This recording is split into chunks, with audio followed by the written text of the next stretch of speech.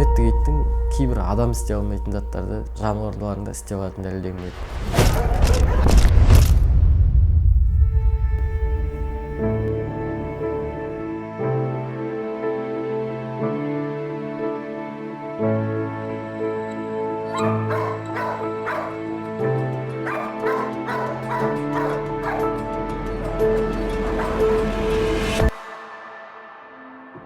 Мен Атырау облысы полиция департаменті кинология қызмет орталығының кіші инспектор кинологы, полиция аға сержанты Ерболат Рахымжан Ерболатұлы. Мен Атырау облысы полиция департаментінің кинология қызмет орталығының кіші инспектор кинологы, полиция старшинасы Елеу Жасұлан Төремұратұлы. Мен Атырау облысы полиция департаментінің кинология қызмет орталығының кіші инспектор кинологы, полиция сержанты Утиров Ялама Мақсатұлы. Балықшағым Атырау облысы Махамбет ауданы Ақтоғай селосында өтті. Сол жерде 9-шы сынып бітіргенше сол ауылда болдым. Одан кейін жоғарғы оқу орнына кеттім. Жоғарғы оқу орны болғанда енді колледж ғой. Алматы қаласында Алматы мемлекеттік энергетика және электронды технологиялар колледжінде техник электрик мамандығын бітірдім. Мен өзім Атырау қаласы Лесхоз мөлтек ауданы. Мөлтек ауданында дүниеге келгем. Номер 28-ші орта мектебінің негізгі мектебінде 9 жылдық тәмамдадым. 9 жылдық мектепті аяқтап, IGI колледжінде 3 курсын бітіріп, есеп аудит және мамандығын тәмамдадым. Одан ары қарай 2014 жылы әскерге аттандым. 2015 жылы келіп, 2016 жылдан бастап Атырау облысы полиция департаментінде қызметке кірдім. Қызметке тағайындалған кезде айдауылдау қызметіне тағайындалдық. Мен Балықшағым Көкарна ауданында дүниеге келдім. Сонда номер 38-ші орта мектептің 11 сынып бітірдім сол мектепте. Мектеп 11 бітіргеннен кейін 2013 жылы Атырау рыбно-техникалық колледжінде балық шаруашылығы мамандығын бітірдім. Қазір салаға қатысы жоқ. Бала кезімде енді кинолог болуды ойлаған жоқпын шынымды айтқанда, бірақ өзім үйдегі туған әпкем осы органда қазіргі кезде кадр саясатында жұмыс жасайды. Сол сияқты енді полиция қызметкері болғым келеді деп армандадық, бірақ нақты бағытын ол кезде ойламағанбыз. Енді әрине үйде ауылдық жерде енді болғасын, әр үйде ит болады, ол кезде ит болды. Ол кезде біз мысалы қыр-сырын, оның қандай қабілеттері бар екенін ешқандай түсінген жоқпыз. Оның бер жағында мен оқуымды бітіргеннен кейін сол Алматы қаласында әскерге бардым. Сол әскерге барған кезімде кинологияның не екенін сол жақтан көрдім. Қызметтік иттің қандай қабілеттері бар екенін бәрін сол жақтан көріп, содан бастап қызығушылығым артты. Кішкентай кезімізде енді жануарға қызығушылығымыз болды. Өз басым енді осыным иттермен айналыстық, асырадық. Сол кинологияға қызығып, осында ауысып келіп қызмет атқарып жатырмық. Бала кезімде итке қызығушылығым болды. Кинолог боламын бірақ ойлаған жоқпын. Бірақ сол ойымды жүзеге асырып, кинолог мамандығын саласына ауыстым. Сол салаға жұмысқа кірдім. 2022 жылдың наурыз айында оқуға кеттім. Ақтөбе қаласынан 2 ай курстан өтіп, мамыр айында осында қызметке кірістім. 2022 жылдан бері, сол 22 жасымнан осы күнге дейін қызмет атқарып келем. Қазіргі уақытта 4 жылдан өтіп жатыр. Қызметтік иттің қабілеттіліктері, іздеулері, мен де соны үйрете аламын ба деген өзімде ой болды. Содан бастап келіп кірістім. Кинолог болу үшін қазір енді бірінші айта өткенде Ақтөбе қаласында 2 ай оқып, бірінші полиция қызметкері болуға оқып келдік. Содан кейін кинология қызметіне 2023 жылы Алматы қаласында 2 айлық курс бар. Сондан өтіп келдік, жарлық рұқсаттарды іздеу бағыты бойынша. Полиция қызметіне келу себебім әскерде жүргенде ғой. Әскери адамдарға қызығып, өзімнің ағам әскери қызмет шартымен жұмыс жасайтын болды. Сол кезде қызығып бастадым. Кинология қызмет орталығындағы еңбек өтілім 5 жылдай болып қалды. Бұл қызметке енді қызығушылығым бана айтып өткендей кішкентай кезімде иттерге қызығушылығым болды. Асырағасын кішкене. Сосын ағам да себепші болып кетті. Осында ауысып келіп қызмет атқарып жатырмыз. Полиция қызметкер жұмысына кіру 2016 жылы армияға барып келдім. 2016-2017 жылы келіп, сол ұзақ уақыт ойланып, қасымда достарым бар, бауырларым бар, сол салада жұмыс жасағасын, мен де қызығушылық танытып, сол салаға жұмысқа кірдім. Жоқ, бұл салаға мен кинология 2024 жылы ауысып келдім. Оған 2023 жылы Ақтөбе облысы Малкеджар Бөкенбай атындағы заң институтын бітіріп, 2 айлық курсында бітіріп, 23 жылы желтоқсан айында Атырау ақпараттандыру байланыс бөліміне жұмысқа орналастым. Сол салада бір жылға жақын жұмыс атқарып, кинолог маманына ауысып келдім осы салаға. Дайындықта Алматы облысы Ішкі істер министрлігінің кинолог қызмет орталығы бар. Сол жақта 2 айлық курсында осы қызмет итімен сол курсты 2 айлық курс оқып бітіріп шықтым. Онда қиындықтар ондай қатты болған жоқ. Өзім бала кезден итке жақын болғасын, итпен бірінші түсіністік танып кеттім.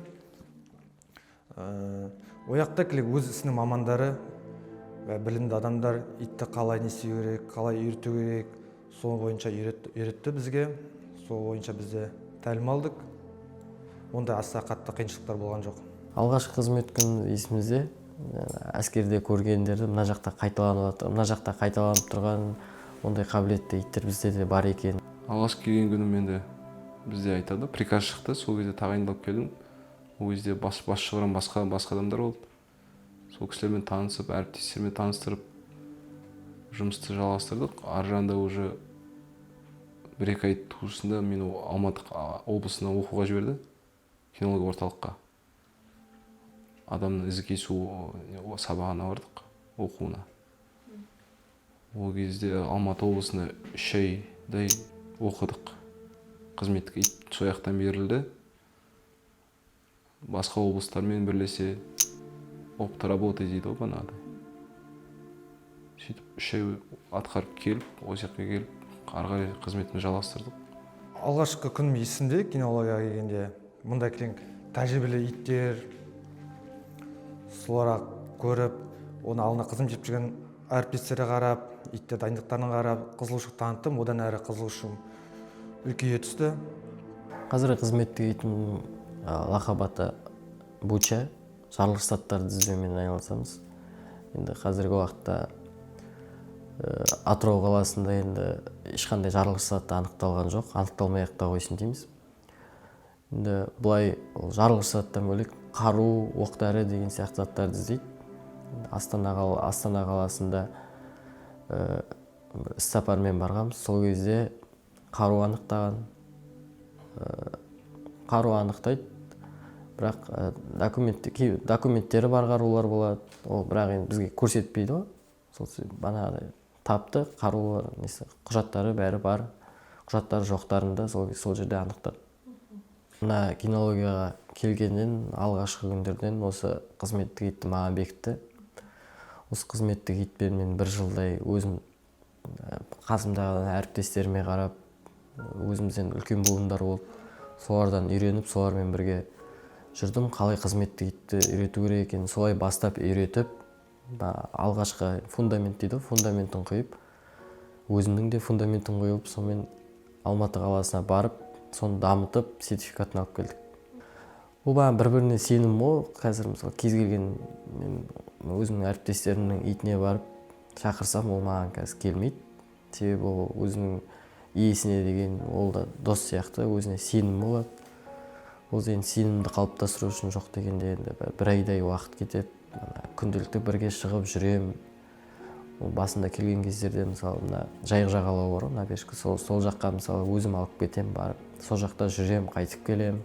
Сөйтіп өзіммен бірге ертіп, тамақты тек өзім беріп, сол сияқты сеніміне кіріп, қазіргі уақытта қызмет ететін өзіме сенеді, басқа қызметкерлер шақырса мысалы бармайды. Европейская овчарка, восточный, жасы 1 жыл 6 айлық. Аты, қызметтік аты, лақап Линда. Бұл итті 2024-те алдым, 2025-те оқуға барып келдім осы итпен.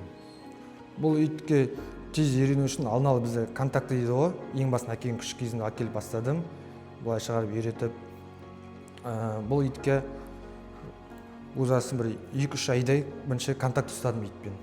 Былай адам көп шоғырланатын жерге, автокөлік, вокзалдарға барып, кішкене адамдарға көзін үйретіп, сөйтіп үйреттім. Менің бағытым қазіргі таңда адрологиялық. Менің жұмысым тергеу мамандарымен және криминалист мамандармен біргелесіп жұмыс атқару. Оқиға орнында, мысалы, қылмыс болған жағдайда, оқиға орнында айғақ заттар қалып қойған жағдайда, соны алып, иіс арқылы соны табу керек. Өзімнің қызмет итім лақабаты Асти. Оның жұмыс саласы адам іздеу, жоғалған баланы іздеу, жоғалған адамдарды іздеу. Және де мына қылмыс болып жатыр ғой, қалада неше түрлі. Соларға ұрлық, грабеж дейміз ғой, соларға барып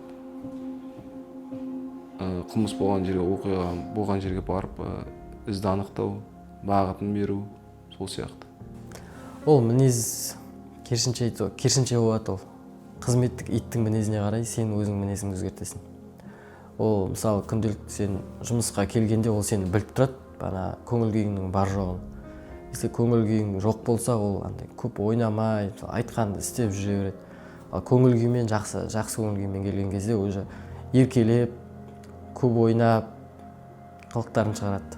Жалпы қызметтік иттің мінезі, өзімнің қызметтік итім ондай қатты емес, жуастау, бірақ айтқан тыңдайды. Бізге салған кезде жақсы жұмыс жасайды да, атак былай емес. Оны кесіп тұра.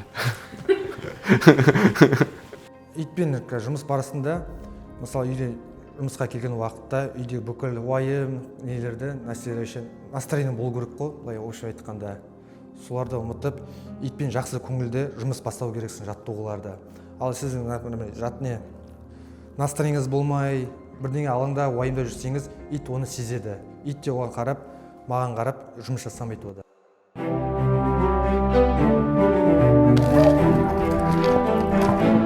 Опа!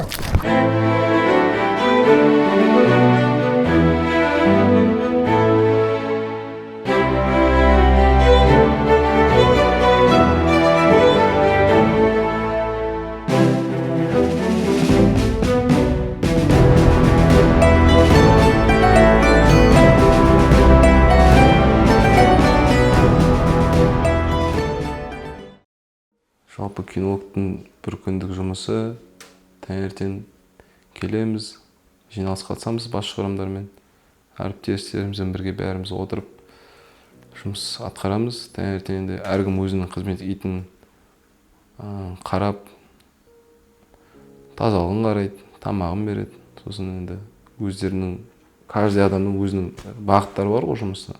Қазіргі таңда бізге бекітіліп тұрған 16 қызметтік ит бар. Әрбір қызметкерге 2-3 қызметтік иттен бөлінеді. Бізде бөлінеді адам ізі кесу, адрология, жарылғыш заттар, наркотические вещества дейміз ғой. Соны іздеу, бір-бірімізге көмектесіп, бір күндік жұмыс солай кетеді ғой. Қызметтік ит 30% жұмыс жасайды, ары қарай кинолог жұмыс жасайды ғой. Тәжірибе енді әлде тек 4 жыл енді отыр ғой, бары көргенше енді бір 50-50 деп айта аламыз енді. Ол ешкім 100% деп айта алмайтын шығар. Ол қызметтік иттің тілін табу да өте қиын нәрсе. Оны үйретуі бар, үйреткеннен кейін жасайтын жұмыстарымыз бар. Енді өзіме керекті, маңызды дегендерін қазіргі уақытта білеміз. Бәрін енді қызметтік итке бар білгенімізді үйретіп, сол қабілеттеріміз пайдаланып, қазір сол бағытта жұмыс жасап жатыр. Қазіргі уақытта енді бізде қызметтік иттердің бәрін деңгейі жақсы. Жаңа қолданысқа, мысалы, хабарламаға шақырғанда хабарламаларға барып тұрамыз. Енді ашылуға келетін қылмыстарда енді ашылып жатыр. Енді деңгейі жақсы, тек сұраныстар аздау. Өсіп болмаған жағдайда, мысалы, біз дейтін осы, мысалы, мамыр айы басталар кезде біз жоспар құрамыз кесте. Оны басшылық бекітеді. Сол жоспар бойынша қызмет атқарамыз. Әр күнге әртүрлі бағытта жоспарлар жасалынады. Мысалы, бүгінге іште қызметтік итпен іште мысалы полоса препятствие дейтін жақ кедергілер алаңында болатын болса, ертеңгі күні мысалы Қазпочта несінде ғимаратында сол жақта жаттығулар болады, вокзалда жаттығулар болады, парктерде болады, сол сияқты жоспар бойынша жұмыс жасаймыз. Итпен бізде, например, жұмыс уақытында бізде еңбек демалысын ашқанбыз. Сол кезде былай ит жоқ кезде ит сағыныш болады. Қанша адаммен бар ғой. Демалыс уақытын болған кезінде бір жұмысқа келіп тұрасың. Ит үшін бар ғой, көріп, сағынып, кішкене ойнатып, сондай сағыныштар болады. Мысалы біз қызметте итпен жұмыс жасаған кезде иттің орысша айтқанда поведениесі дейміз ғой, солмен жұмыс жасаймыз біздер. Иттің мінез құлқына қарап, жүрісіне қарап, ол қалай жұмыс жасалады, соның бәрін көзбен көріп тұру арқылы сонымен тек қызмет итке баға бере аламыз. Мен өз салам енді адамның із кесуі ғой. Ол енді бірсе тез табылады адам, бірсе ұзақ қайтеді, бірсе ол ит жұмыс жасамай қалады, күн ыссы болса, андай сулы мекен болса, уже қызметте ит із ала алмай қалады ары қарай уже. Соны қарап жүру керек та уже. Ерекше есте алған енді тағы бір қызметтік итті берді маған қазір, хан деген лақап аты. Есірткі заттарын іздейді. Сонымен қылмыс аштық. Сол енді әр қылмыс ашқанның өзінің ерекше ойда есте қалады ғой. Күнделікті сол қылмысты ашуға, сол итті үйретіп жүргенде енді содан бір нәтиже көргім келеді. Сол нәтижені көрген әрине қуаныш. Ерекше есте қалатын оқиға дегенде, бір кезде біздің тергеу маманымен кірмес мамандар келіп, бір қылмыс болған жағдайды алып келді. Ол кезде дәлел айғақ заттармен әкеліп тұр. Сол кезде қылмыс жасаған екі адамның бір балта ұстаған исі болды. Исі қалып қойған. Соны әкеліп, сол бойынша өткізіп, итке күдікті затты ескертіп, сол кезде ит бірден абатшы белгі беріп, сол қай адамдікі екенін анықтап берді. Сол кезде есте қалатын сәт болды. Мен бұл қызметте жұмыс жасап жүргенде как раз қызмет атқарып жатқан кезде визит түседі, бала жоғалды деп. Ол баланы анықтаған кезде аутизммен ауырады екен. Әжесі шаруақта қарап отырған кезде, үйіне кіріп кеткен кезде соны бала жоғалып кетеді. Баланың жасын сұраған кезде 3-тегі бала болды. Сол баланы іздеу барысында сол қызық болды. Оразаның кезінде күн ыссы, қырғын адамдар келді уже ана жерде. Сол баланы где-то бір 45 минуттың ішінде тауып бердім.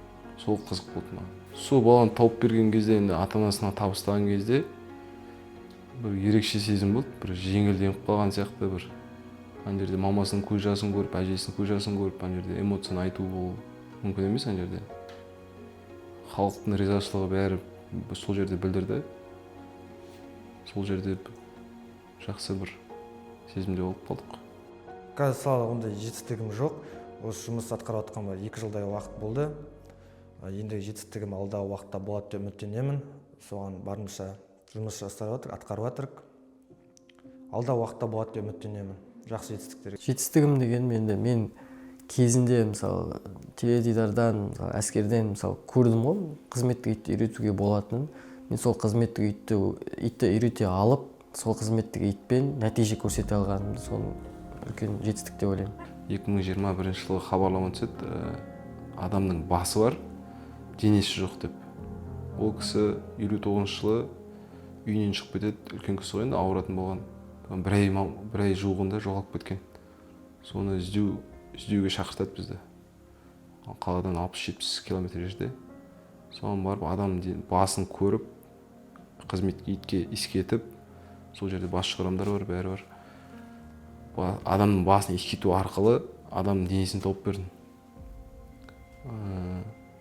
Арада бір 2 сағат жарым, 3 сағаттың ішінде тауып бердім. Ол кезде қыс мезгілі болатын. Сол тек үлкен жетістік.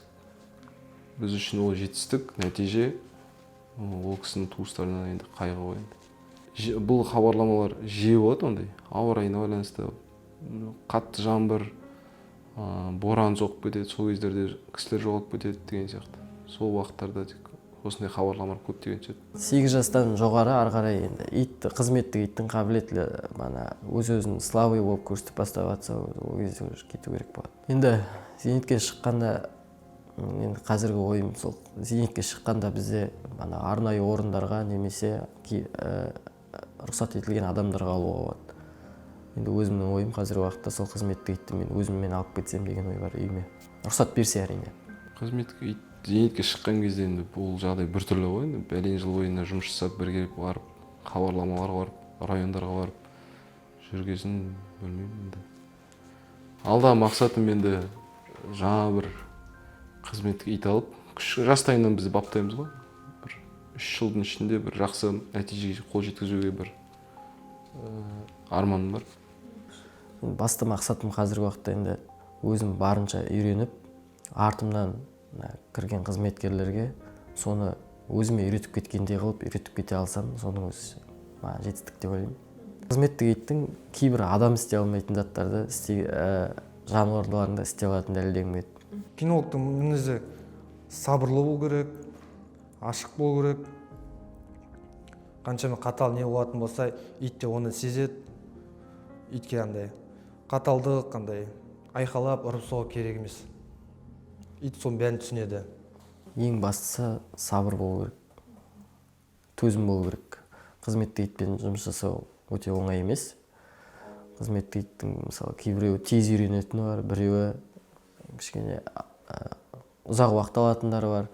Сол сияқты қызметтік итке төзім болу керек. Төзім болмаса қызметтік итті үйрету мүмкін емес. Осы мамандықты жастар таңдайтын болса, енді бұл қызметке тағайындалған кезде өзіңе байланысты бір первый очередь мінез құлқың, жұмысқа деген құштарлығың, және де енді бұл нағыз осы мамандықты таңдаған кезде енді ары қарай өзі көз жеткізеді деп ойлаймын енді. Келіп жатса үйретеміз. Кинолог болу бұл мен үшін енді жан-жануарларды жақыннан көру сияқты. Мен үшін бір орындалған бір арман. Мен үшін үлкен жауапкершілік деп ойлаймын.